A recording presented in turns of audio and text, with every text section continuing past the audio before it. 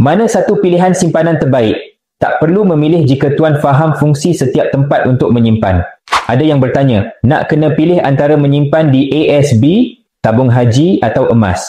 ASB dan tabung haji sesuai untuk simpanan jangka pendek. Simpan duit dengan selamat, ada pulangan sekitar 4 hingga 6% setahun dan boleh guna bila perlu, contoh untuk kecemasan atau perbelanjaan tahunan. Untuk emas pula, jadikan simpanan jangka panjang. Nilainya lebih terjamin, tak terkesan dengan turun naik ekonomi dan kekal bernilai walau apa pun yang berlaku. Jadi save video ini siap-siap sebab saya nak tunjukkan step mudah supaya tuan boleh asingkan simpanan jadi emas di Public Gold. Yang pertama, buka akaun di Public Gold, isi info di beg biru dan saya akan bantu tuan buka akaun emas di Public Gold.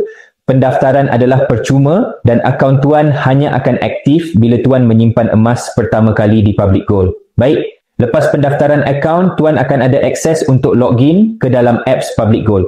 Di apps nanti, tuan boleh sahkan akaun dan login guna IC sendiri tanpa dash sebagai username dan password sementara.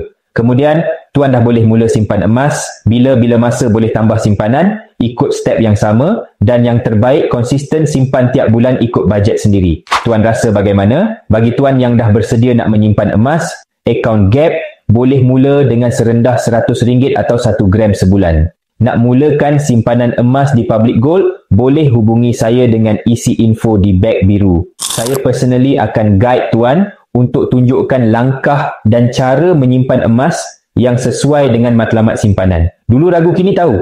Jom simpan emas